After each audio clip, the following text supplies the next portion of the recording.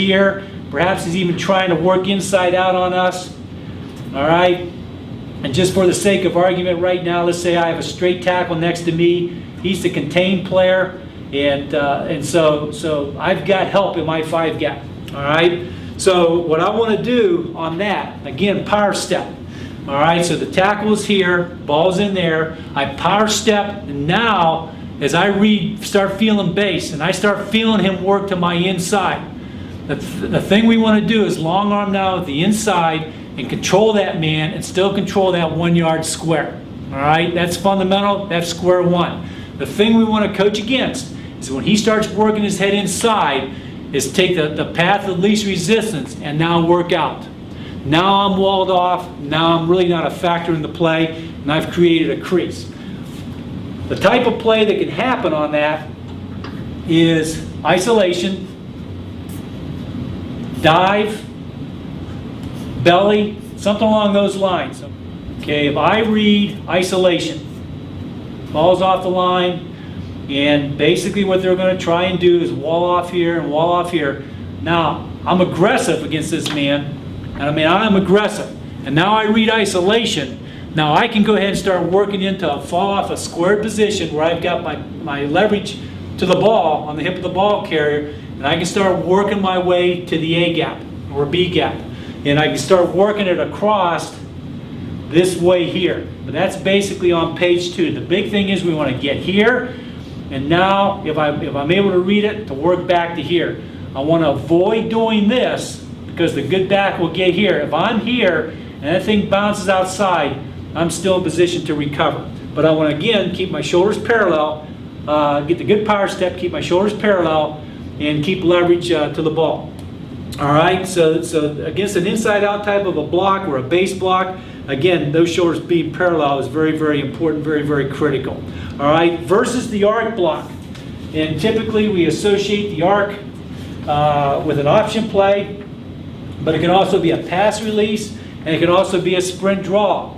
And so the thing that we want to do now, again, that 1 yard square. So I power step, and he's trying to work his arc release. All right, that 1 yard square goes on, goes beyond the line of scrimmage and is also behind me.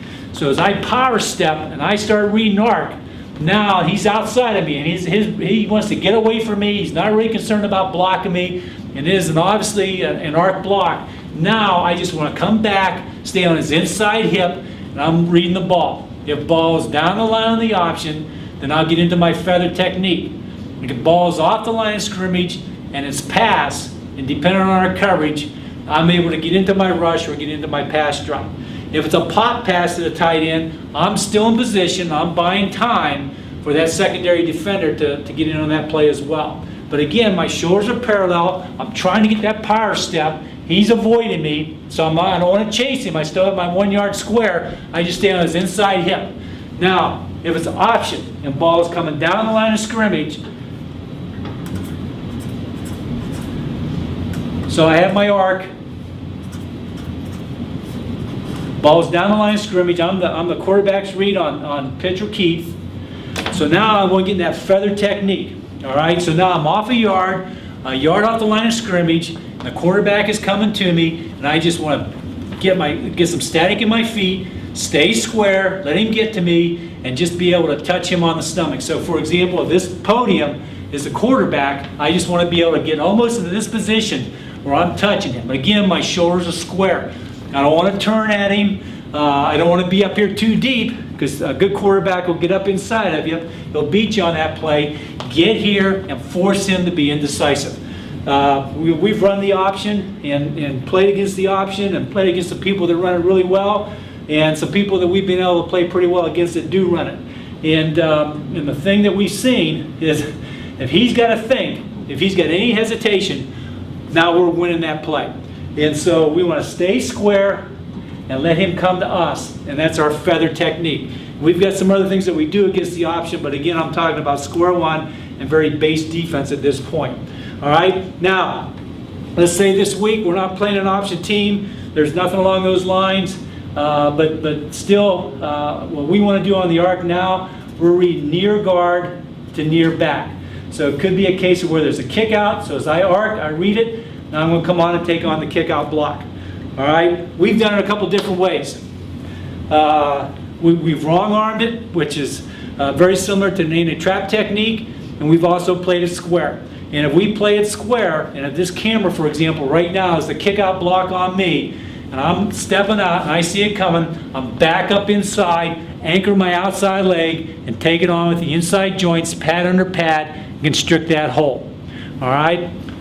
There's pros and cons to everything. If it's a fake and a rollout, this man's still able to control and contain. We've also wrong armed it, where we read the kick out block, and now we're going to come across the man's face and force the back to bounce it. All right. Obviously, when you wrong arm, the outside linebacker is now out of the play. He's not going to be able to recover and get to too many other places. But that's our arc, and that's the arc against the option. All right.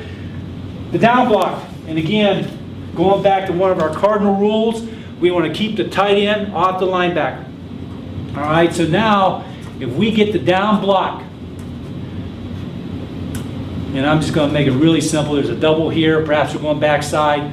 Again, we want a power step. I'm checking near guard to near back. That near back may be here or here, but whoever the near back is, that's who I'm checking. So now as the tight end blocks down, I'm power stepping my 1 yard square. My shoulders are parallel. I'm looking for near guard. If I get a guard that's going to try and kick me out, I'm stepping low, pad under pad, and I'm going to take him on with the inside joint, staying square. All right, the thing, I mentioned the pro of that, the plus of that is he's able to get involved and contain. The downside of that is he gets soft against it, thinking he's going to have to contain. So the rules have to be very clear and very definitive as to what you're trying to do with him. And the number one thing is, one of the key rules for the outside backer is to constrict the off tackle hole. Number one, we'll adjust the other stuff. One of our 3 priorities, stop the run, control the pass. Stop the run, don't let him run off tackle. So we want to get down in there hard and be aggressive on that technique. If we wrong arm it, if that's the technique, then we're going to come down and cross his face and pile up that hole and force that back to bounce it and run sideways. Okay? So that's the down block. But keep the tight end off the linebacker, constrict the off tackle hole, checking near guard to near back. All right? Okay, one thing that we used to see, and we don't get it very much anymore, where they just shoot and scramble our legs. All we're doing now is we're reading the tight end. There's our visual key. If he shoots, I'm just putting my hands right down in his back, getting back away, and I'm gone. I'm outside. And typically that's just a quick pitch. One thing that we're getting now, obviously a lot more of than what we were getting several years ago, it's just a jet sweep type of action, where now it's an outside play. It's not a downhill handoff sweep. It's not the toss sweep where he's coming downhill. It's strictly geared to get outside as fast as we can. When that happens, what we have to remember is the ball has already crossed our face, and it's not being handed off behind the center, behind the guard. That thing is going on the counter toss in the case of the wishbone, where that back is already in a full head of steam. He's parallel to the line of scrimmage, and he is going outside. In that case now, we want to work and get outside as fast as we can. Okay? But that's one that's really, we spend a lot more time on, and that's something that we pretty much work on just from week to week, depending on who we're playing. Okay? All right. That's basically our front side keys. If we get ball away from us, if ball is away, and I am the 9. In other words, I've got chase contain here. All right? And I read ball away. All right? Now what I want to do, I still power step, control that tight end. He's trying to work inside of me to cut me off, or fight through to cut off a secondary defender. Once I read ball away, I'm getting into a fall-off technique, and that fall-off technique is just a fence right here to 4 yards. And he power steps, he reads ball away, and he is back right here to 4 yards, and then he works on the back edge of the ball until that ball crosses the line of scrimmage and then gets in the pursuit angle. The thing that he has to be responsible for, if he's getting stretched where we're getting a cutoff block here. Now he's got contained. The thing that we don't want, we want to be able to do is if we get some type of action like this, now he's in position to make that play. If he goes too flat, that thing can come back behind him. If he's upfield, now we've got a tremendous crease in there that we can't account for. So we want to get into that fall off technique behind that fence, and we're staying square again to the line of scrimmage, and now we're just becoming what we are, a linebacker. And we're going to be coming back and staying on the back edge of the ball and then get into our pursuit angle. All right, that's the 9. If we have a 7, if I'm the 7 technique, and I have a slant tackle to my side, and I read ball away, now I become the chase contained man. I stay ball depth until it crosses the line of scrimmage, and then I get pursuit to the ball. And we're going to pursue on the back hip again until he crosses the line and get the best angle that we can get to the ball. Okay? All right, that's basically our outside linebacker play against the run. Again, we want to keep our list very short. There's very few things that we want to focus on a week-to-week basis. Then after that, then we get into our game plan. But no matter who we play, these base fundamentals, stance, alignment, key, are always fundamental. And we always want to keep our shoulders parallel after we deliver an excellent power step. And then execute those techniques week in, week out, and be great tacklers. And basically that's it. If anybody would like any questions, feel free to contact me at Lakota East High School. Thank you.